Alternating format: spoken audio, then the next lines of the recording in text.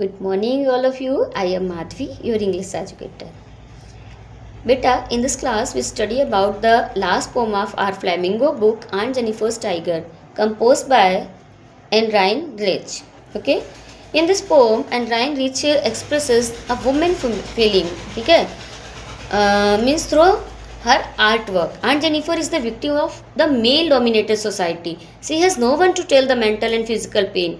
ठीक है, so she makes a picture of a tiger, ठीक है, इन अ कर्टेन.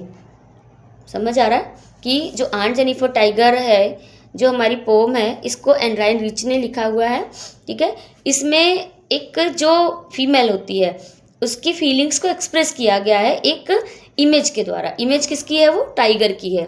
ठीक है, येलो कलर का टाइगर उन्होंने एक कर्टेन में बनाया हुआ है, कपड़े में बनाया हुआ है, उस फीलिंग को एक्सप्रेस करने के लिए. ठीक है, and she makes a picture of a graceful and powerful tiger to convey her feelings. ठीक है, उन्होंने एक अच्छे से ग्रेसफुल पिक्चर बनाई है अपनी फीलिंग को एक्सप्रेस करने के लिए. ठीक है, जिससे कि वो बता सकें कि she wishes to be a powerful and strong. ठीक है, लाइक अ टाइगर. वो उनकी भी इच्छा है, वो भी बता सके कि उनके अंदर की जो भावनाएं हैं, उनके अंदर की जो इच्छाएं हैं. ठीक है, she also wishes that to be a powerful, to be a strong person like a tiger. ठीक है, जैसे कि वो बिल्कुल फियरलेस होता है, पूरे जंगल में अकेले घूमता रहता है. ठीक है, वैसे वो भी चाहती हैं कि सी कैन ऑल्सो बी फियरलेस, कि वो भी एक ऐसी फियरलेस लेडी बन जाए. लेकिन unfortunately she can not be. ठीक है, वो ऐसा कुछ नहीं कर सकती हैं अपने लाइफ में, वो ऐसी नहीं बन सकती हैं. ठीक है, तो इसके बारे में यहाँ पे पूरी पोम में बताया गया है. This is the introduction of the poem. Okay बेटा, please take out your book. अपनी बुक निकाल लो, because in this video I will explain line by line poem. एक एक लाइन मैं आपको बताऊंगी, एक एक लाइन की वर्ड की मीन्स भी बताऊंगी. ठीक है, तो आप क्या करो, अपनी बुक को ओपन कर लो, एक एक लाइन को मैं आपको एक्सप्लेन करती जाऊंगी. ठीक है बेटा? ओके, चलो ठीक है. ओके, तो जो हमारी फर्स्ट लाइन है, पोएट के बारे में पहले हम लोग बात कर लेते हैं. एनराइन रिच कौन थी? Adrienne Rich was born in Maryland, USA. जो एनराइन रिच थी वो मैरीलैंड नाम के एक जगह है यूएसए में, वहाँ पे उनका जन्म हुआ था 1929 को. ठीक है, और वो क्या कर, उनका जो एक बिल्कुल बोलते हैं ना कि इंडिपेंडेंट होकर के वो क्या करती थी, विमेंस के मूवमेंट में इन्वॉल्व हो जाती थी. कि उनको क्या करना था कि she wanted to be empowerment of women, कि वो वुमेन का जो एम्पावरमेंट है, उनको जो सशक्तिकरण है, महिला सशक्तिकरण है, उसको बढ़ावा मिलना चाहिए, महिलाओं को उनकी जगह मिलनी चाहिए. ऐसे अगर कोई भी मूवमेंट होता था, कुछ भी होती थी, तो वो उसमें बढ़ चढ़कर हिस्सेदारी करती थी. चलो बेटा देखो, आंट लाइन बाय लाइन पढ़ रही हूँ. First line is the aunt Jennifer's tiger. ये हमारी एनसीईआरटी बुक जो फ्लेमिंगो है, आंट जेनिफर्स टाइगर की, उसकी पहली लाइन है, aunt Jennifer's tiger prance across a screen. देखो यहाँ पे क्या बताया, आंट जेनिफर्स टाइगर, इसका मीन्स तो पता ही है. आंट जेनिफर्स एपोस्ट्रोफी लगा है, आंट जेनिफर का जो टाइगर है प्रांस. प्रांस मीन्स क्या होता है बेटा बताइए? प्रांस मीन्स होता है कैपर, CAPER, कैपर. कैपर का जो नेक्स्ट मीनिंग होता है क्या होता है? रन. ठीक है, जो बहुत तेजी से बड़े बड़े पैर रख के दौड़ते हैं ना, उनको बोलते हैं प्रैंस. ठीक है, कैपर भी यू कैन से ऑल्सो. ठीक है, तो जो आंट जेनिफर का टाइगर है वो क्या कर रहा है? अक्रॉस अ स्क्रीन, मतलब कि जो कपड़ा है, जो कर्टेन है, बड़ा सा कर्टेन है, उस पर क्या कर रहा है? दौड़ रहा है, दौड़ता हुआ दिखाई दे रहा है. Bright topaz denizens of a world of a green. अब देखो बेटा, यहाँ पे ब्राइट, ब्राइट मीन्स चमकदार. ठीक है, टोपाज क्या होता है? येलो स्टोन होता है, येलो कलर का एक स्टोन होता है. ठीक है, डेनिजेंस मतलब होता है सिटीजन, और you can say dweller. Diligence लिखा है ना, डेनीजेंस, डेनीजेंस, डेनीजेंस का मीन्स क्या होता है बेटा? ड्वेलर, ड्वेलर, ड्वेलर मतलब निवासी, सिटीजन, वहाँ रहने वाला. तो ब्राइट टोपाज यानी चमकदार जो स्टोन है, चमकदार पत्थर है, किसको बता दिया गया? शेर को. शेर को यहाँ पे चमकदार स्टोन बता दिया गया है. ठीक है, वो कहाँ पर रहता है? ग्रीन वर्ड में, यानी कि फॉरेस्ट में रहता है. यहाँ पे ग्रीन वर्ड को किससे नोट किया गया है? फॉरेस्ट को. ठीक है, तो आंट जेनिफर का जो टाइगर है वो स्क्रीन पे दौड़ता हुआ दिखाई पड़ रहा है. ऐसा लगता है मानो कि जो है एक हरा सा पूरा जंगल है, ठीक है, हरा सा पूरा जंगल है, उसमें एक चमकदार है ना पुखराज का पत्थर रखा हुआ है, ठीक है। And they do not fear the man beneath the tree, ठीक है। वे दे किस, अभी बेटा जैसे दे है तो यहाँ पे आपको बोर्ड में पूछा जा सकता है कि दे किसके लिए यहाँ पे यूज किया गया है, तो दे मीन्स टाइगर, तो ठीक है, तो दे means tiger, tiger do not fear the man, मतलब जो टाइगर्स होते हैं वो किसी भी आदमियों से नहीं डरते हैं, जो कि पेड़ के नीचे हो, पूरे जंगल में हो, कहीं पर भी हो, वो कहीं नहीं डरते, वो उनके ऊपर और अटैक कर देते हैं, ठीक है।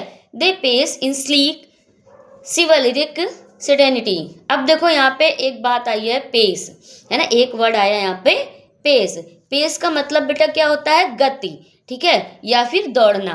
पेस का मतलब या तो गति आप बता दो या फिर दौड़ना बता दो, ठीक है।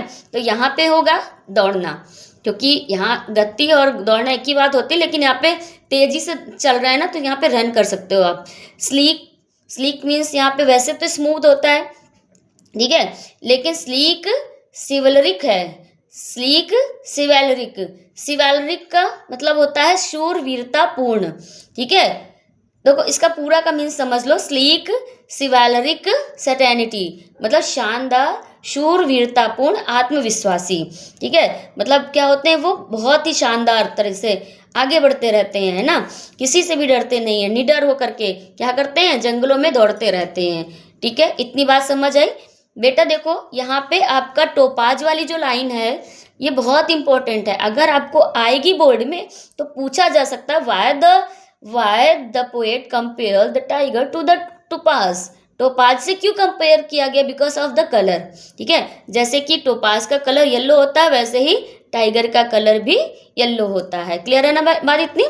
ओके, चलो हम लोग नेक्स्ट 5th लाइन में आते हैं। हमारी जो 5th लाइन है उसको बेटा रीड करो। Aunt Jennifer's finger fluttering through her wool. Fluttering, fluttering word आया बेटा यहाँ पे। फ्लटर मीन्स क्या होता है बताइए, ट्रेम्बलिंग, है ना, कांपना, डर से हाथ पैर कांपते हैं ना, ट्रम्बल होने लगते हैं, ठीक है, तो उसको बोलते हैं फ्लटरिंग। तो जो आंट जेनिफर की जो फिंगर्स हैं वो क्या कर रही हैं, ट्रम्बल कर रही हैं, कांप रही हैं, ठीक है। थ्रो हर वूल, अब उनकी जो वूल के साथ में, जो उनका जो वुलन थ्रेड है उसके साथ में जब वो काम कर रही है तो वो उसके साथ में उनके हाथ भी क्या हो रहे हैं, ट्रम्बल हो रहे हैं, ठीक है। Find even the ivory needle hard to pull. अब यहाँ बेटा देखो आइवरी का यूज किया गया, आइवरी, आइवरी मीन्स होता है, आइवरी मीन्स बताइए बेटा क्या, बताइए बेटा आइवरी मीन्स क्या होता है, आइवरी मीन्स होता है यस एलिफेंट टीथ, ठीक है, जो वाइट एलिफेंट के जो टीथ होते हैं ना बाहर निकले रहते हैं, जो दांत होते हैं ऐसे, तो उनको बोलते हैं आइवरी। और उसकी बनाई गई थी क्या, निडल, सुई बनाई गई थी, तो उस सुई से वो जो एम्ब्रॉयडरीज कर रही थी, ठीक है, तो वो उनकी उंगलियां ऐसे कांप रही थी ना, ऐसे ट्रम्बल कर रही थी कि उस जो निडल को भी बाहर निकालना उनके लिए हार्ड हो गया था, ठीक है। The massive weight of uncle's wedding band. अब क्यों ऐसा हो रहा था, because she has a ring, है ना, उनके पास एक रिंग है, ठीक है। वो रिंग कौन सी है, जो उस समय उनकी मैरिज हुई होगी, जब उनकी शादी हुई थी, तो जो अंकल ने मतलब कि जो आंट है उनके हस्बैंड ने जब उनको पहनाई थी, तो वो जो वेडिंग रिंग है उनके पास में, उस वेडिंग रिंग के कारण क्या कर रहे हैं, वो इतना ज़्यादा वेटेड है, इतनी ज़्यादा रिस्पॉन्सिबिलिटीज से उनके शोल्डर्स पे इतनी ज़्यादा रिस्पॉन्सिबिलिटीज है कि सी वॉज सप्रेस्ड, वो दबी हुई हैं अपनी रिस्पॉन्सिबिलिटी से, ठीक है। तो वो सी कैन नॉट से एनीथिंग, वो कुछ नहीं कह सकती हैं, ठीक है, ना तो अपनी बात कह सकती हैं, ना ही वो अपनी फीलिंग्स को एक्सप्रेस कर सकती हैं, ठीक है। अब यहाँ पे मैसिव मतलब बहुत ज़्यादा होता है, मैसिव का मतलब क्या होता है बेटा, बहुत ज़्यादा, ठीक है, हैवी कह सकते हो आप। एंड वेट तो पता ही है आपको सबको। वेडिंग बैंड का मीन्स क्या होता है, जो वेडिंग रिंग होती है, यहाँ पे बैंड का मतलब रिंग, ठीक है। And sits heavily upon aunt Jennifer's hand. अब यहाँ पे सिट्स बोल दिया गया, सिट्स किसको बोला गया, उस रिंग को बोला गया। ये जो आंट की उंगली में, जो वो फिंगर में जो अंकल ने रिंग पहनाई थी मैरिज के टाइम पे, जो वो रिंग है, ठीक है, वो रिंग उसका वेट कैसा है, बहुत भारी है, और वो उसके हाथों में बहुत ज़्यादा जो है क्या करी है, जकड़ के रखी है उनको, यानी इसका मीन्स मतलब वो क्या है, जकड़ेगी, है ना, रिंग क्या जकड़ेगी, यहाँ रिंग से जो सेकेंड मीनिंग लिया गया है वो सेकेंड मीनिंग क्या है कि she has many of the responsibility to do many of the household works, many of the childrens responsibility, ठीक है। She can not express her feelings also. तो ये सारी बातें क्या हैं, यही यहाँ पे बता दिया गया है, heavily upon aunt Jennifer's end, ठीक है। एंड नेक्स्ट हमारी जो है 9th लाइन पढ़ो बेटा, ठीक है। When aunt is dead her terrified hand will lie. अब यहाँ पे बोल दिया गया कि जब आंट की डेथ हो जाएगी, जब आंट हैं जो अब उनकी भाई एज हो गई है, मतलब जब उनकी मैरिज हुई थी अब उससे ज़्यादा अभी यहाँ वो एजेड हो चुकी हैं, तो एज हो चुकी है, तो जब उनकी डेथ होगी तो जो वो टेरिफाइड हैंड है, जो हाथ अभी काँप रहा था, जो डरा हुआ था हाथ हमारा उनका आंट का, वो क्या होगा, वो क्या हो जाएगा, वो भी लाई हो जाएगा, है ना, जमीन पे गिर जाएगा, पड़ा हुआ होगा। Still ringed with ordeal she was mastered by. अब देखो मास्टर्ड बाय का मीन्स क्या होता है बेटा, वन ओवर, है ना, जीत जाना। एंड ऑर्डिल्स का मतलब क्या होता है, ऑर्डिल्स मीन्स डिफिकल्टीज, ठीक है, ऑर्डिल्स मीन्स डिफिकल्टीज, ठीक है। तो ऑर्डिल्स तब भी, स्टिल मीन्स फिर भी वो जो रिंग है ना, वो जो वेडिंग रिंग है वो भी क्या होगी, वो अंकल के जब पहनाई थी मैरिज के टाइम पे तब तो पहन ली उन्होंने, और उस शादी से लेकर के अभी तक वो उनके हाथ में थी, और वो उंगली में जो अंगूठी है, जो उनकी फिंगर में जो रिंग है, वो तभी जा कर के उतरेगी, है ना, और तब तक भी नहीं उतरेगी जब तक कि उनकी डेथ नहीं हो जाएगी और उनका हाथ जमीन में ऐसे जा कर के गिर नहीं जाएगा। और उस समय ये जो फीलिंग है, जो यह महसूस होता है किसको, उसको जो आंट जेनिफर हैं, तो उनको ये महसूस होता है कि उस समय वो अंकल जीत जाएंगे और वो हार जाएंगी। क्यों हार जाएंगी, क्योंकि वो उस समय अपनी फीलिंग को शो करने के लिए जिंदा ही नहीं रहेंगी, ठीक है। और वो सारी अपनी डिफ़िकल्टीज़ को, सारी जो उनकी प्रॉब्लम्स थी, उनकी कठिनाइयाँ थी, उसकी गवाह वो अंगूठी उस उंगली में तब तक रहेगी जब तक कि उनकी मौत नहीं हो जाती है, जब तक कि वो मर नहीं जाती हैं, ठीक है। अब यहाँ पे देखो जो हमारी लास्ट सेकेंड लाइन है उसमें देखो, the tiger in the panel that she made will go on prancing proud and unafraid. देखो क्या बता रहा है, जो टाइगर, और वो तो फिर भी बोझ के तले हैं, वो तो फिर भी रिस्पॉन्सिबिलिटी की बोझ में, लेकिन जो टाइगर है जो कि उन्होंने किस में बनाया हुआ है, उस स्क्रीन पे बनाया हुआ है। Panel means screen, panel means screen, screen मतलब वही जो क्लॉथ है, ठीक है, उस कपड़े में जो बनाया हुआ है, किसने, किसको बनाया हुआ है, उस जो आंट जेनिफर ने उस टाइगर को बनाया हुआ है, तो वो क्या है, उसने बताया the tiger is tiger in the panel that she made, जो उस कपड़े में टाइगर को बनाया है आंट जेनिफर ने, विल गो प्रांसिंग, ठीक है, वो चला जाएगा दौड़ते हुए, कहाँ पर, जंगलों में, ठीक है, और बिल्कुल प्राउडली, है ना, प्राउडली मतलब घमंड के साथ में, क्योंकि भाई she tiger was free to do anything, ठीक है, वो तो बिल्कुल फ्री है, तो चला जाएगा बिना किसी भय के, निडर होकर के, ठीक है।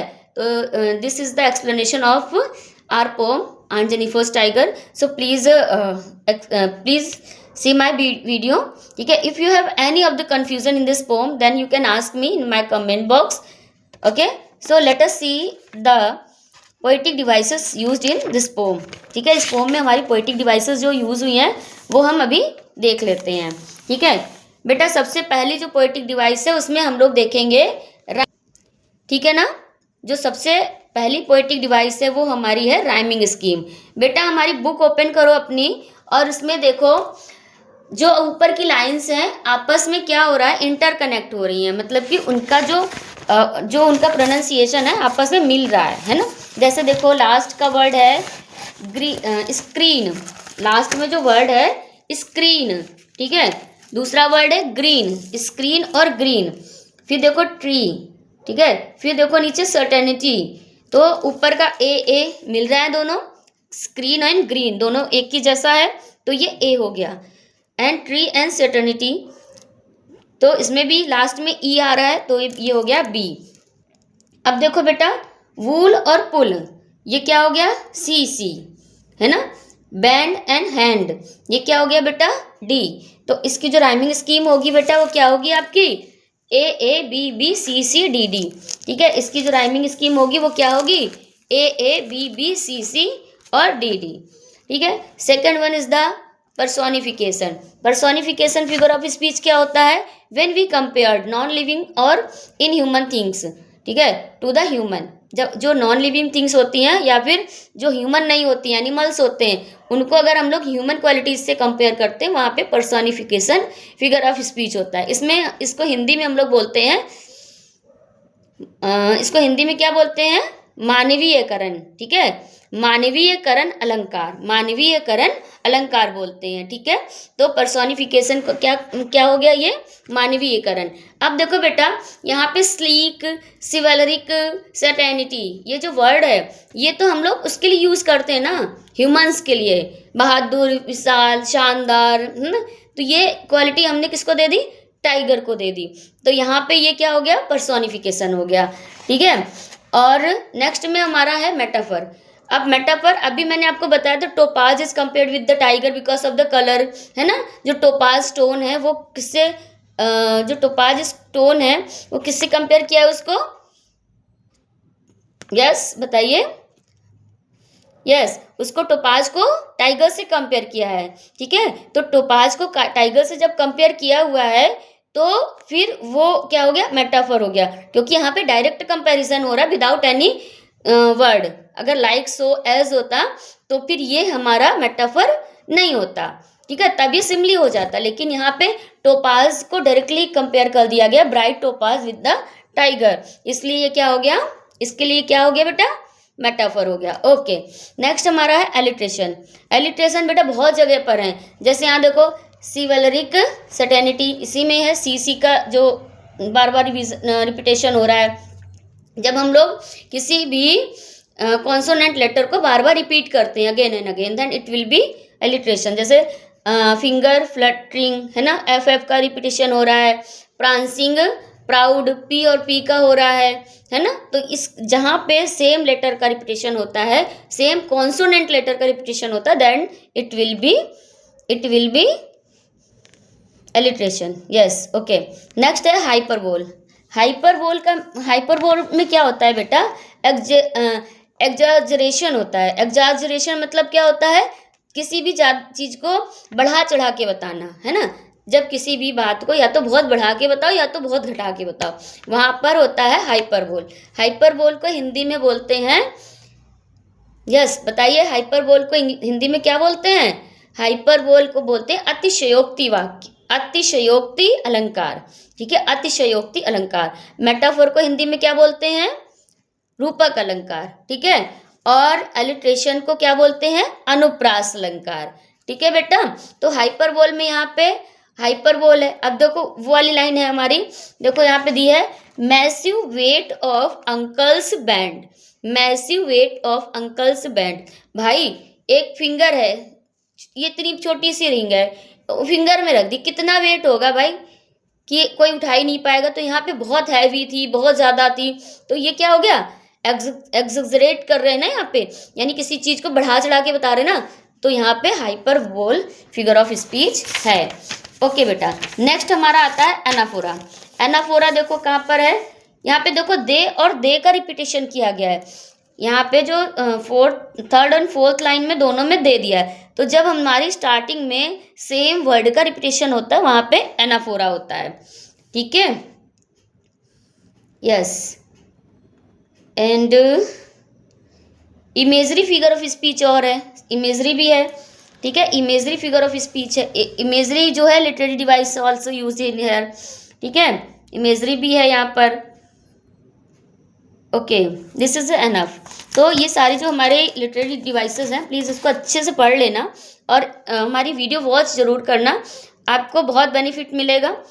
ठीक है, अगर आपने मेरे चैनल को सब्सक्राइब नहीं किया है, लाइक नहीं किया है, कमेंट नहीं किया, तो प्लीज़ कर देना, जिससे हमारी जो भी अपकमिंग वीडियोस आएंगी तो आपको उसका नोटिफिकेशन मिल जाएगा।